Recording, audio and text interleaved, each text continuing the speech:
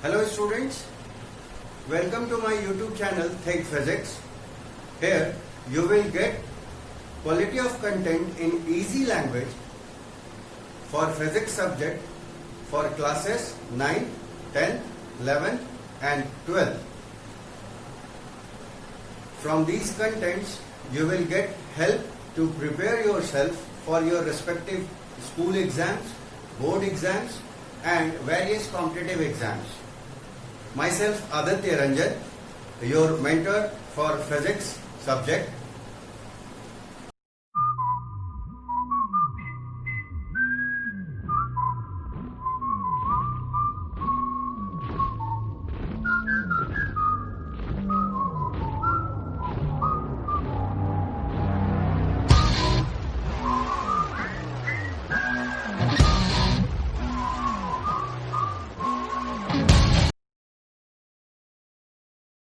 सबसे पहले अब हम बात करेंगे कि ऑनलाइन क्लास को किस तरह से अटेंड किया जाए ताकि वो हमें मैक्सिमम फायदा पहुंचा सके। तो ऑनलाइन क्लास को अटेंड करने के लिए कुछ आसान तरीके हैं जिनको आप अगर इम्प्लीमेंट करें अपनी पढ़ाई में तो ऑनलाइन क्लास की मदद से भी आप बेहतर पढ़ाई कर सकते हैं। तो कुछ आसान से स्टेप्स हैं, कुछ टिप्स हैं जो मैं आपसे शेयर करना चाहूंगा। सबसे पहला तरीका तो है कि आपको जिस भी टॉपिक का सेशन अटेंड करना है, ऑनलाइन क्लास अटेंड करनी है, उस टॉपिक को आप सबसे पहले अपने पास जो भी रेफरेंस बुक हो उससे सेल्फ स्टडी करें, शॉर्ट नोट्स तैयार करें। सेल्फ स्टडी और शॉर्ट नोट्स करने के दौरान आपको ये पता चल जाएगा कि उसमें कौन कौन से पॉइंट्स या किन किन वर्ड्स का या किन किन सेंटेंस का मतलब नहीं समझ में आ रहा है, उसको आप नोट करें। ये आपका सेकंड पॉइंट हो गया, डाउट को नोट करना। ठीक है, तो अब आपको दो काम आपके हो गए। पहला, आपने उस टॉपिक को बुक की भाषा में पढ़ लिया, उससे कुछ ना कुछ अपना कंसेप्ट भी डेवलप होगा।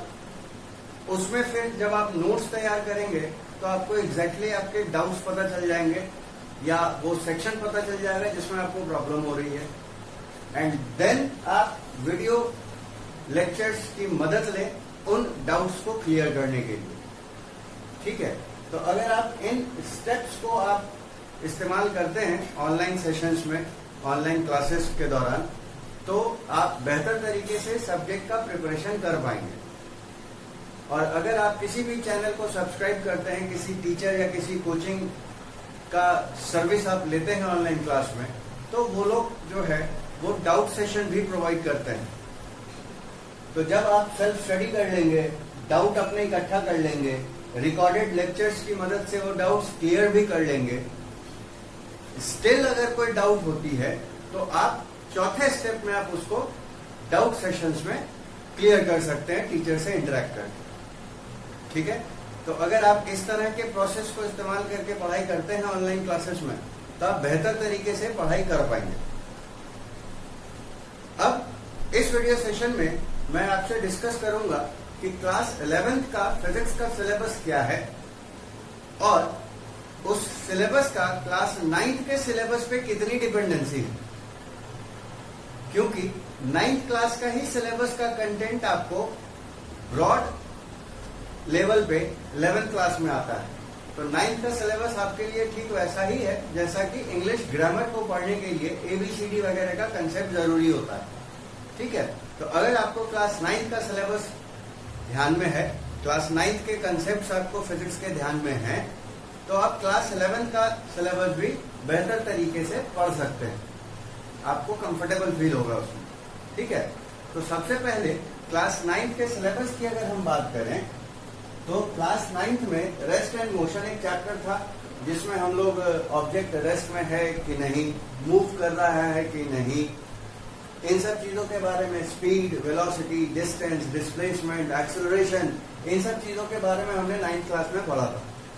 ठीक, इसी चैप्टर के बेस पे 11th में आपको मोशन के बहुत से टाइप्स को डिटेल में पढ़ना होगा, जैसे motion in 1 dimension, motion in 2 dimension, circular motion, rotational motion, और एक टाइप आता है जो पेंडुलम का होता है। बहुत से बच्चों ने घड़ी में पेंडुलम देखा होगा, जो कि left to right, right to left वो डोलता रहता है ना। तो वो सिंपल हार्मोनिक मोशन कहलाता है, एसएचएम कहलाता है। तो 11th में आपको simple basic rest and motion जो है वो डिटेल में अलग अलग वेराइटीज में आ जाता है। अगर हम पैदल चल रहे हैं तो वो 1 डायमेंशनल मोशन है, उसके बारे में डिटेल से पढ़ना है। अगर हमने तीर धनुष में जैसा तीर जाता है या तोप का गोला जाता है इस तरह से कर्व पाथ फॉलो करता हुआ, तो वो एक ही समय में हॉरिजॉन्टली भी जो है वो अपना डिस्टेंस ट्रेवल करता है और हाइट भी गेन करता है। तो वो जो है वो 2 डायमेंशनल मोशन होता है। तो हॉरिजॉन्टल को अगर हम x माने और वर्टिकल y माने तो तोप का गोला क्या करता है, एक ही समय में x डायरेक्शन में भी मूव करता है और उस एक ही समय में हाइट भी गेन करता है, y डायरेक्शन में भी मूव करता है। तो वो आपको आ जाता है मोशन इन 2 डायमेंशन। ठीक है। फिर सर्कुलर मोशन है कि अगर हम एक पार्क में अगर हम जॉगिंग कर रहे हैं सर्कुलर पाथ पे, है ना, तो उस समय हम जो है वो सर्कुलर मोशन में कहलाएंगे। तो सर्कुलर मोशन में बेसिक टर्म्स आ जाएंगे। यहाँ वेलोसिटी की जगह एंगुलर वेलोसिटी आ जाएगा, एक्सेलरेशन की जगह एंगुलर एक्सेलरेशन आ जाएगा। उसमें भी 2 टाइप आ जाते हैं, टेंजेंशियल एक्सेलरेशन और रेडियल एक्सेलरेशन, इस टाइप की बात है। फिर जो फैन का मोशन होता है पंखे का, वो क्या होता है, अपनी ही जगह पे घूमता रहता है गोल गोल गोल गोल। लट्टू जो होता है वो भी अपने ही कील के सहारे घूमता रहता है ना। तो वो होता है रोटेशनल मोशन। और एसएचएम की बात तो हम कर ही चुके हैं कि ये सिंपल हार्मोनिक मोशन है, पेंडुलम वाला। ठीक है। तो 11th में आपको इतने टाइप के मोशन को पढ़ने की जरूरत है। ठीक। 11th में एक और बेसिक चैप्टर होता है यूनिट एंड डायमेंशन, जो आपका सबसे पहला चैप्टर होता है सिलेबस के अकॉर्डिंग। इसमें हम अलग अलग क्वांटिटीज के, जैसे फोर्स है, एक्सेलरेशन है, प्रेशर है ना, इस तरह की क्वांटिटीज के यूनिट और उनके डायमेंशंस के बारे में जानते हैं। ठीक है। इसमें एक और चीज आपको पढ़ने की जरूरत होती है, एरर और उसका करेक्शन। मतलब कोई मशीन है जो वजन नापती है लेकिन वो एक्यूरेट नहीं नाप पाती, कुछ ना कुछ उसका एरर होता है। तो वो एरर कितना हो सकता है, उसको कैसे ठीक कर सकते हैं, इन सब चीजों के बारे में हम मैथमेटिकल तरीके से यहाँ पढ़ते हैं। ठीक है। फिर 9th के सिलेबस में हमने पढ़ा है फोर्स के बारे में, न्यूटन्स लॉज ऑफ मोशन के बारे में, और एक टर्म आया था momentum, linear momentum, mass into velocity, है ना। इन्हीं के बेसिस पे हम 11th में और डिटेल में न्यूटन्स लॉज को पढ़ते हैं। यहाँ पे हम वेक्टर फॉर्म में पढ़ते हैं। ठीक है। फ्री बॉडी डायग्राम का एक कंसेप्ट आपको आएगा। फ्रिक्शन के बारे में हम यहाँ पढ़ेंगे डिटेल से। छोटी क्लासेस में हम सिर्फ फ्रिक्शन बेसिक इंट्रोडक्शन के तरीके पे पढ़ लेते हैं कि फ्रिक्शन क्या होता है, तो मोशन को अपोज करता है। यहाँ पे आपको फ्रिक्शन के बारे में एक और इंटरेस्टिंग चीज पता चलेगी कि फ्रिक्शन मोशन होने में मदद भी करता है ना, क्योंकि ये जनरल मिसकंसेप्शन है कि फ्रिक्शन जो है हमेशा मोशन को अपोज करता है। तो ये मिसकंसेप्शन, फ्रिक्शन जो है वो बहुत सारी जगहों पे हमें मोशन करने में मदद भी करता है। ठीक है। तो उन सब चीजों को डिटेल से पढ़ेंगे। एक कंसेप्ट आता है स्यूडो फोर्स का।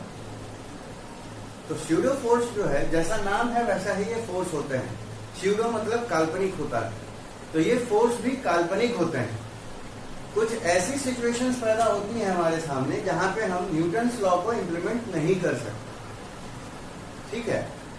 तो वहां पे हम क्या करें ताकि न्यूटन्स लॉज को भी हम इंप्लीमेंट कर सकें, उसका उपाय हमको मिलता है स्यूडो फोर्सेस से। ठीक है। हम मान लेते हैं। ठीक है। तो इस तरह हम मानकर न्यूटन्स लॉ को जबरदस्ती इंप्लीमेंट कर लेते हैं।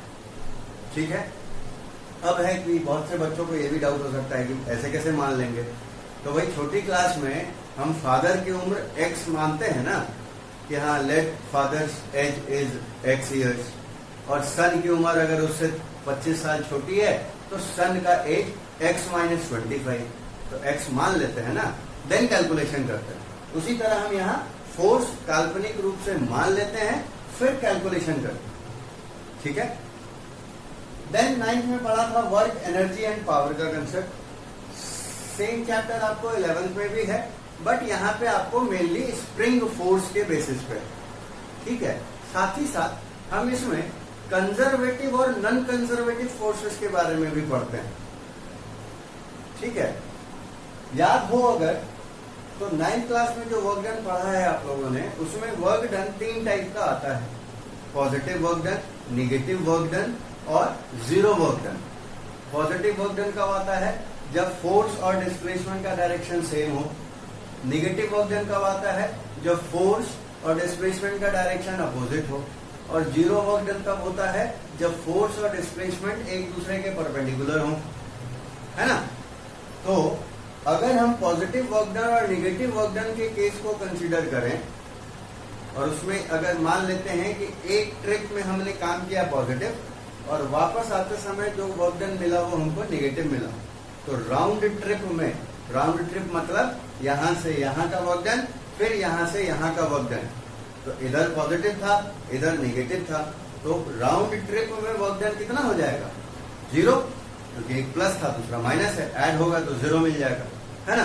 तो वैसे फोर्सेस जिनके कारण राउंड ट्रिप में वर्क डन 0 हो जाता है, उनको हम कंजर्वेटिव फोर्स कहते हैं, ठीक है। और जिनके लिए नहीं होता ऐसा, मतलब total work done non zero मिले, कुछ ना कुछ वैल्यू मिल जाए, वैसे फोर्स को हम नॉन कंजर्वेटिव फोर्स कहते हैं।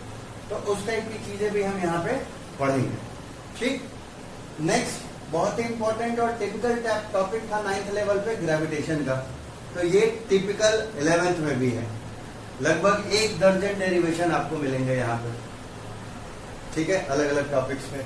यहाँ पे एक इंटरेस्टिंग टॉपिक आप पढ़ेंगे सैटेलाइट के बारे में। जैसे अर्थ का सैटेलाइट जो है नेचुरल, वो मून है। साथ ही साथ मैन मेड सैटेलाइट्स भी हैं, आर्टिफिशियल सैटेलाइट्स। तो वो कितनी देर में चक्कर लगा लेंगे, वो कितना तेज रोटेट करते हैं अर्थ के चारों तरफ, इस टाइप की चीजें हम सैटेलाइट टॉपिक में यहाँ पे पढ़ेंगे, ठीक है। नेक्स्ट जो लास्ट टॉपिक चैप्टर था आपको 9th क्लास में, वो था साउंड। साउंड के बारे में हम पढ़ते हैं कि उसका एम्पलीट्यूड क्या, उसकी फ्रीक्वेंसी क्या, उसका स्पीड क्या, क्वालिटी ऑफ साउंड पढ़ते हैं, है ना, म्यूजिक, पिच, लाउडनेस, ये सब चीजें। यहाँ पे हम 11th में साउंड जो है वो वेव्स नाम के टॉपिक से पढ़ते हैं। इसमें हम पूरा मैथमेटिकल तरीके से डिराइव करके वेव के बारे में जानते हैं। वेव से जुड़ी हुई हर चीज, फ्रीक्वेंसी हो, टाइम पीरियड हो, वेवलेंथ हो, हर तरह की चीज हम मैथमेटिकल तरीके से यहाँ डिराइव कर करके पढ़ते हैं, ठीक है। तो 9th में आप सिर्फ डेफिनेशन बेसिस पे, बेसिक इंट्रोडक्शन लेवल पे हम पढ़ते हैं इसको। 11th में उसी चीज को हम डिटेल में डिराइव कर करके पढ़ते हैं, इक्वेशंस की मदद से पढ़ते हैं, ठीक है। साथ ही साथ यहाँ एक बहुत ही बढ़िया टॉपिक आएगा आपको, इंटरफेरेंस, जो अगर आप आगे जाकर इंजीनियरिंग करते हैं तो वहां पे आपको ये बड़ा मदद करेगा, इंटरफेरेंस का टॉपिक। खासकर अगर आप टेलीकॉम इंजीनियर बनना चाहते हैं इन फ्यूचर, तो या आपका इंटरेस्ट अगर मिसाइल जैसी चीजों में है, रॉकेट जैसी चीजों में है, सैटेलाइट जैसी चीजों में है, तो आपको इस टॉपिक को जरूर अच्छे से पढ़ना चाहिए, और बड़ा काम का टॉपिक है फिर वैसे स्टूडेंट्स के लिए। इसमें होता ये है, जैसा नाम है वैसा ही इसमें टॉपिक भी है, कि क्या होगा जब 2 टाइप की वेव्स आपस में इंटरफेयर करें, 3 टाइप की वेव्स आपस में इंटरफेरेंस करें, आपस में टकराएं। इंटरफेरेंस करने का मतलब टकराना आपस में, मिल जाना आपस में, तो क्या हो, उसका रिजल्ट क्या मिलेगा। तो इन सब चीजों को हम इस टॉपिक में डिटेल से पढ़ते हैं, ठीक है। तो ये तो 11th का वो हिस्सा है जो आपके 9th के बेसिस पे है, ठीक है। तो लगभग 11th का आधा सिलेबस आपके 9th के सिलेबस पे बेस्ड है। तो अगर आपको 9th का सिलेबस रिवाइज कर लिया है आपने, और मैंने पहले ही डिस्कस किया है कि ऑनलाइन क्लास पढ़ने के लिए जरूरी है कि आप खुद से पढ़ें, तो यहाँ जो सेल्फ स्टडी की बात है, बुक पढ़ने की बात है, तो उसमें आप एक और चीज ऐड कर सकते हैं कि 11th का अगर आप रेस्ट एंड मोशन पढ़ना चाह रहे हैं, तो 9th का रेस्ट एंड मोशन पहले रिवाइज कर लिया जाए।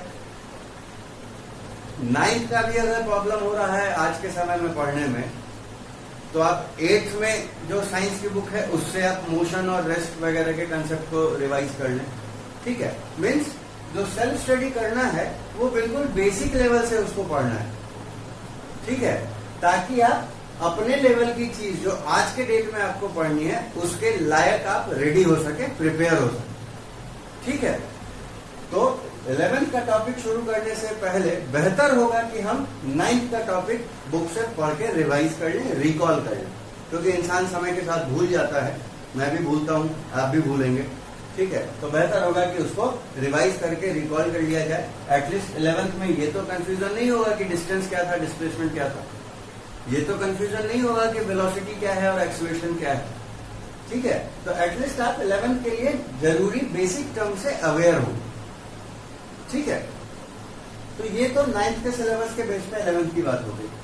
और भी जो मिसलेनियस चैप्टर्स हैं, इंपॉर्टेंट भी हैं वो भी, ठीक है, वो है centre of mass. Centre of mass जो नाम रिफ्लेक्ट हो रहा है, मतलब वैसा ही कुछ है कि किसी गिवन मास का वो कौन सा पॉइंट होगा जहां पे उसका सारा मास सेंटर्ड हो, फोकस्ड हो। आप एक लकड़ी का डंडा लें और उसको उंगली पे बैलेंस करके देखें, तो ये गौर करेंगे कि जब डंडा बिल्कुल उसके बीचों बीच पे हम रखें उंगली में, है ना, तब वो बिल्कुल बैलेंस हो जाता है, ना वो इधर गिरता है ना वो इधर गिरता है। तो वो जो उस डंडे पे पर्टिकुलर पॉइंट होगा, that is centre of mass. ठीक है, इंसान का सेंटर ऑफ मास जो है वो नाभि में होता है। ठीक है, अगर आप किसी को पटकनी देना चाहते हैं कुश्ती में, तो आप गौर कीजिए, आप वीडियोस में देख सकते हैं कि कमर से पकड़ के उसको गिराया जाता है। तो वो इसलिए क्योंकि पहलवान का जो आदमी का जो सेंटर ऑफ मास है वो उसके नाभि में है। ठीक है, इसलिए कोशिश की जाती है कि वहीं से पकड़े और फिर गिरा दें। तो सेंटर ऑफ मास पे जब हम फोर्स लगाएंगे तो हमको थोड़ा सा कम मेहनत करने की जरूरत पड़ती है। तो मैथमेटिकल तरीके से सेंटर ऑफ मास क्या होता है, अलग अलग शेप के ऑब्जेक्ट्स का सेंटर ऑफ मास क्या होता है, ये सारी चीजें हम इस चैप्टर में पढ़ते हैं।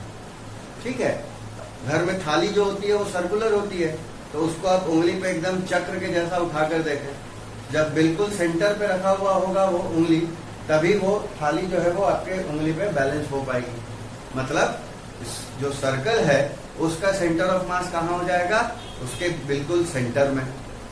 ठीक है, दूसरा जो आपको टॉपिक है वो है कॉलिजन का। कॉलिजन मतलब आपस में टकरा जाना ऑब्जेक्ट्स का। तो जब ऑब्जेक्ट्स आपस में टकराते हैं तो 3 तरह की पॉसिबिलिटी हो सकती है। पहली पॉसिबिलिटी ये कि ऑब्जेक्ट आपस में टक्कर खाएं, अपना शेप बिगाड़ लें, जैसे रबड़ की बॉल, वो थोड़ी पिचकेगी जैसे ही टकराएगी, और फिर जब वो अलग हटे तो वो अपना शेप रीगेन कर ले, वो वापस से गोल हो जाए, है ना। तो ये एक टाइप का कॉलिजन होता है जिसको हम इलास्टिक कॉलिजन कहते हैं।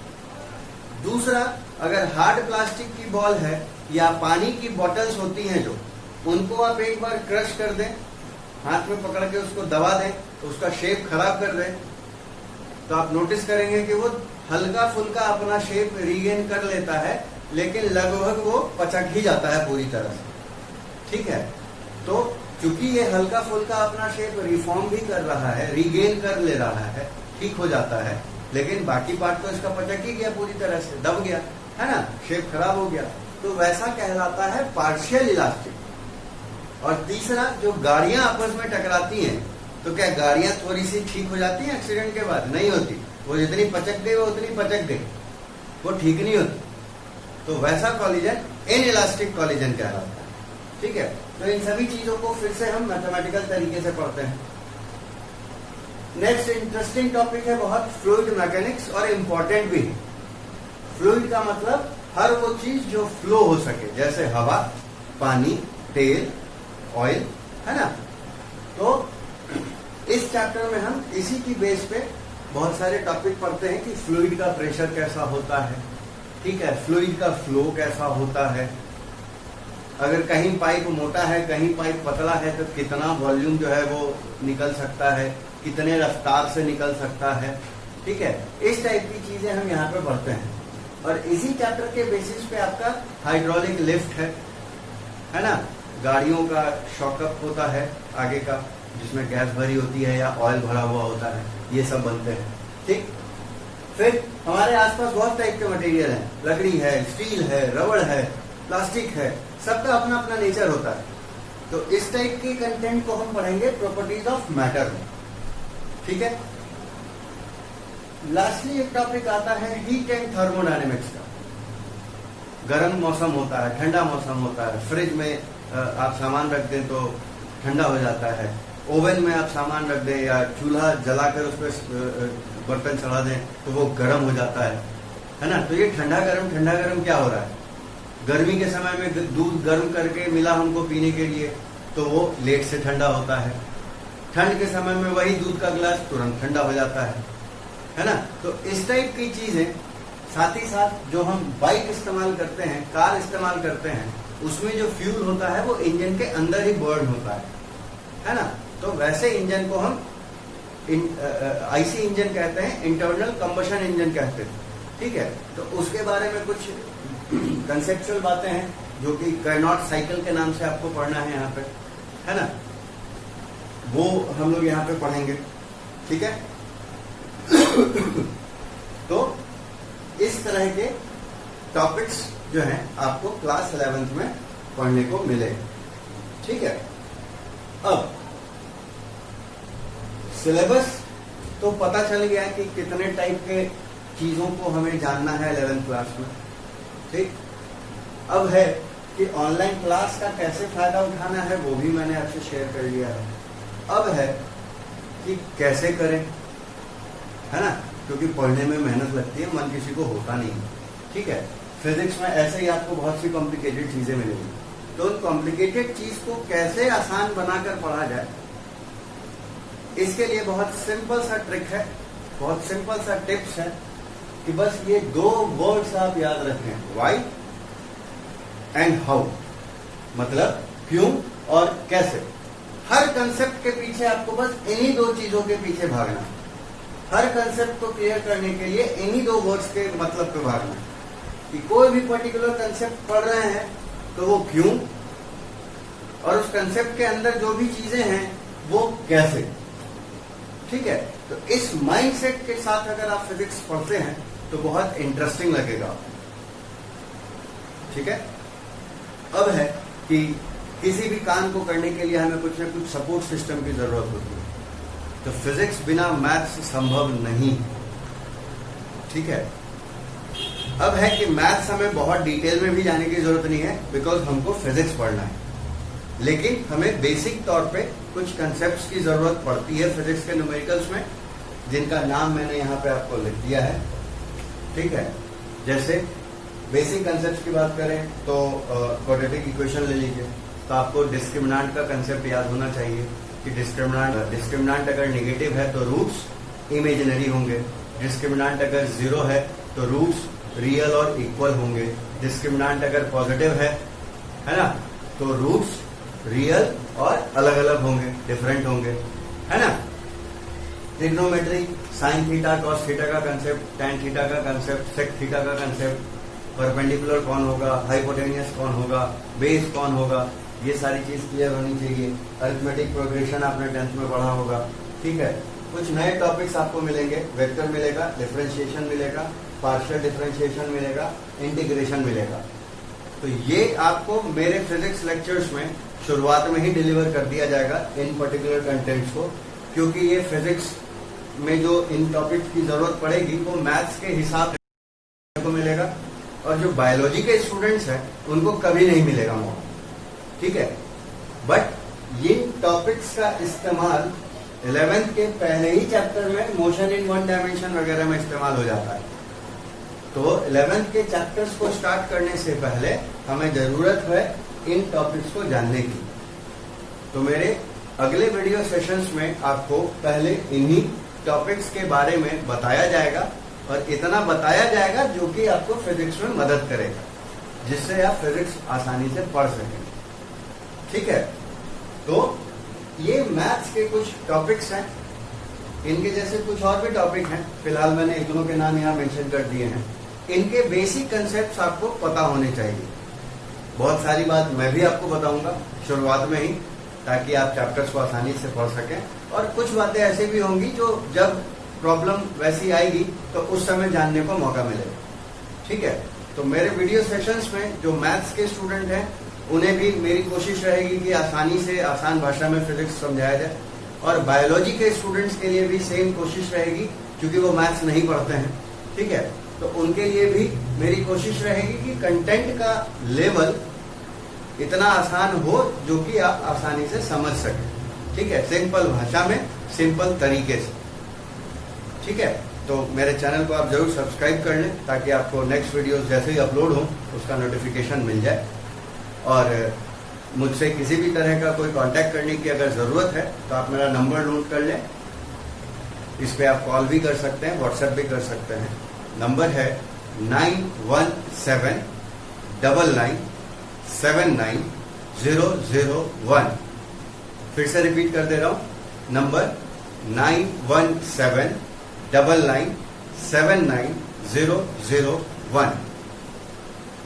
और शायद मेरा नाम सब कोई भूल चुके होंगे, तो मेरा नाम है आदित्य रंजन, ठीक है।